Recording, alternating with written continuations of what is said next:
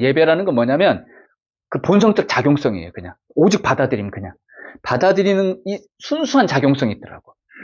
그 자체가 알아차림하고 동일해요. 이 알아차림과 이 예배가 동일한 거예요. 알아차림이라는 건 인식작용이고 받아들임이라는 건 이 작용성이에요. 관계성의 작용성. 이 불성의 작용성. 이게 둘이 아니에요. 처음에는 이제 알아차림만을 놓고 이제 우리가 이제 이거 나라고 생각했는데 이 작용성 또한 그대로가 다예요. 근데 이 예배하는 나가 예배하는 나를 향해 예배하는 거예요. 예배하는 나를 향해 예배하게 될 때 이것도 사라져 버려요. 그럼 오직 예배 자체만 남게 돼요. 즉 불성이 불성을 향하는 이 작용성만 남는다 이 말이에요. 생명이 생명을 향하고 부처가 부처를 향하는 이 작용성만이 실상이에요. 이걸 자각해 버리는 거예요. 이 자체가 그냥 여여한 알아차림이고 이 자체가 그냥 받아들이는 작용성이에요. 그냥 이 자체가 그걸 이제 자각하게 돼요. 진실한 관계가 여기서 만들어지는 거죠. 연부를 하게 되면은 연부를 한다라고 하는 처음에 이제 마음을 먹죠, 그죠? 그 연부를 하기 때문에 그 연부를 한다라는 어떤 노력하는 내가 있게 되고 그걸로 말미암아 이제 경험되어지는 세계가 있어요. 더 들어가게 되면은 여기서 이제 연부라는 내가 아니야. 이거는 알아차리는 마음이야. 알아차리는 마음이 연부라는 나를 보는 거야. 요렇게 이제 되는 거예요. 요게 이제 좀 더 깊게 들어간 거예요. 그래서 이제 연부라는 나를 보는 거죠. 마치도 이런 거랑 똑같아요. 제가 이제 오직 예배 이런 표현을 해요. 사람들한테 이제 받아들임에 대한 어떤 이해를 시키는 저의 어떤 그 표현 속에서 오직 예배. 그러니까 제가 이제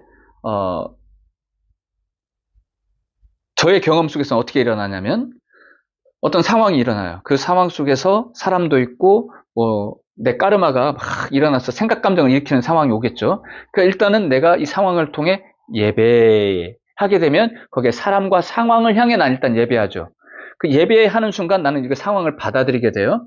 받아들이면서 이 상황을 보고 이 상황을 경험하고 있는 생각 감정을 경험하게 돼요. 그러면 다시 예배하면서 생각 감정을 이렇게 받아들이게 돼요. 그럼 최종적으로 누구한테 예배하겠어요? 예배하는 나한테 예배해요. 그럼 어떻게 될까요? 예배하는 나가 있고 예배를 받는 이 예배하는 나예요. 이 예배하는 나를 향해 난 또 예배해. 그럼 예배는 계속 존재하잖아요. 그죠? 여기서 어떤 일이 발생하냐면은 뭘 경험하게 되냐면 이 알아차리는 의식을 경험해요. 이 알아차리는 이 의식, 이 자체가 나예요. 이 모든 건 경험이에요. 그냥 에고적 경험일 뿐이고 예배한다는 그 마음조차도. 그러면 예배한다는 그 마음을 향해 예배하잖아요. 그죠? 그 순간 어떻게 되냐면 예배한다는 마음은 없고 예배하는 마음을 향해 예배하잖아요. 그럼 여기서 말하는 예배라는 건 뭐냐면 그 본성적 작용성이에요. 그냥 오직 받아들임, 그냥 받아들이는 이 순수한 작용성이 있더라고. 그 자체가 알아차림하고 동일해요. 이 알아차림과 이 예배가 동일한 거예요. 알아차림이라는 건 인식작용이고 받아들임이라는 건 이 작용성이에요. 관계성의 작용성. 이 불성의 작용성. 이게 둘이 아니에요. 처음에는 이제 알아차림만을 놓고 이제 우리가 이제 이거 나라고 생각했는데 이 작용성 또한 그대로가 다예요. 근데 이 예배하는 나가 예배하는 나를 향해 예배하는 거예요. 예배하는 나를 향해 예배하게 될 때 이것도 사라져 버려요. 그럼 오직 예배 자체만 남게 돼요. 즉 불성이 불성을 향하는 이 작용성만 남는다 이 말이에요. 생명이 생명을 향하고 부처가 부처를 향하는 이 작용성만이 실상이에요. 이걸 자각해 버리는 거예요. 이 자체가 그냥 여여한 알아차림이고 이 자체가 그냥 받아들이는 작용성이에요. 그냥 이 자체가 그걸 이제 자각하게 돼요.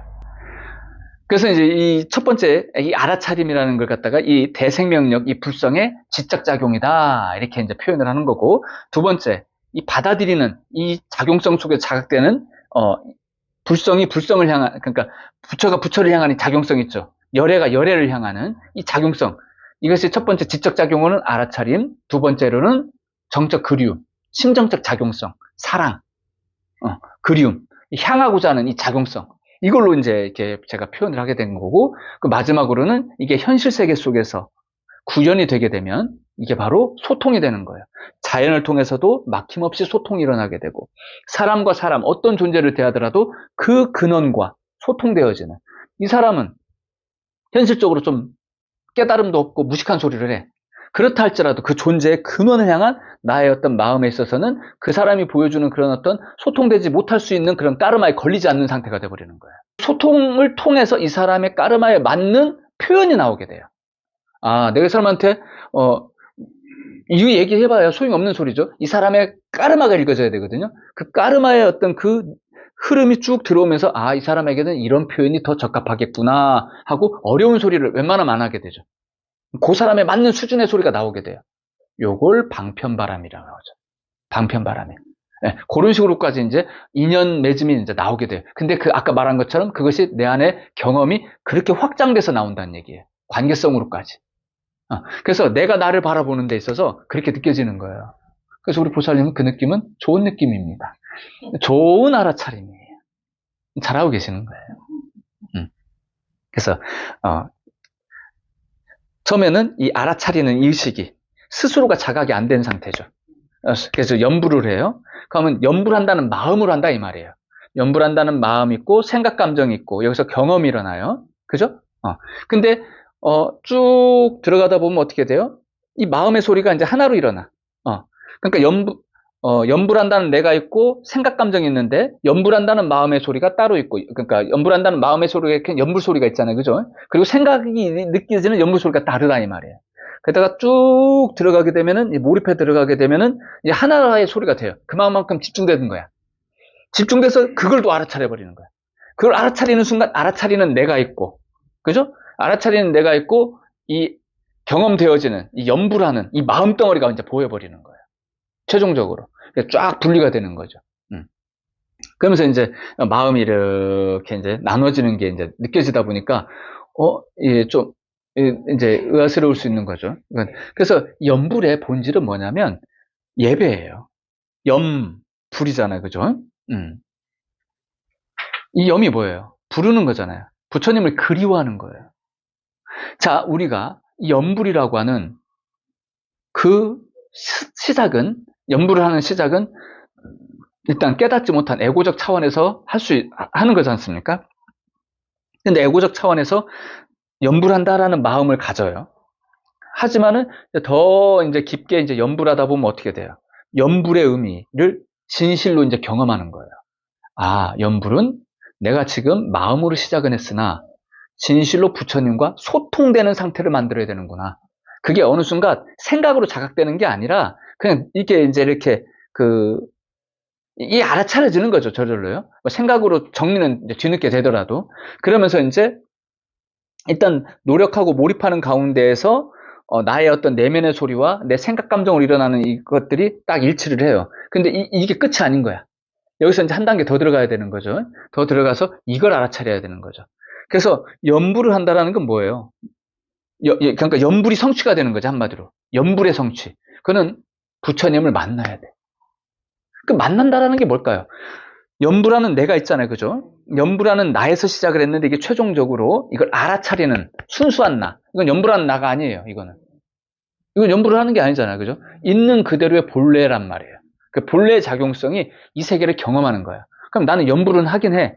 근데 염불을 통해서 강림하는 이제 불성을 경험해야 돼, 나중에는요. 그래서 한 단계 더 들어가야 되죠. 이걸 알아차렸고, 한 단계 더 들어가게 되면 이 염불의 흐름에 반응하는 나와 둘이 하는 불보살님들이 강림하는 그 불성을 이제 체험하게 되는 거야. 그러니까 체험은 있으되, 이게 이제 둘이 아님을 경험하는 거야. 이게 상상, 판타지, 뭘로 경험해도 상관없어요, 이때부터는요. 상을 짓는다? 이거 의미 없는 소리야, 그때부터는요. 작용성에 대한 이해를 가져버렸기 때문에. 그래서 이제 한 단계 더 들어가는 거죠. 이때부터는 어떤 생각에 끌려다니는 존재가 아니잖아요. 딱 분리가 돼버렸다. 알아차림이 일어났잖아요, 그죠? 그래서 이제 조사선이 여기서 성취가 된 거죠. 조사선의 의미는 이 알아차리는 그거, 그 자체. 이것에 대한 자각이 일어났단 말이에요. 자각이 일어났는데도 불구하고 일반적으로 여기서부터 염불을 안 해버려요. 염불할 이유가 없겠죠. 이것만 알아차리면 되는 거니까. 그렇죠. 근데 염불이라는 건 뭐예요? 바로 근원에서 근원, 시작은 에고에서 시작했지만 그 염불이 갖는 그 그리움, 나를 통해서 일어나는 이 생명작용이 일어나는 이 불성, 이 그리움이라는 이 작용성으로 경험되어지는 이게 염불을 통해서 체득되는 거예요. 그럼 거기에서 이 염불이 기쁜 어떤 순수성으로 들어가게 되면 어떻게 될까요? 그냥 순수한 불성이 흐르는 걸 자각해버리는 거예요. 나로부터 나에게, 근원에서 근원으로, 부처에게 부처로.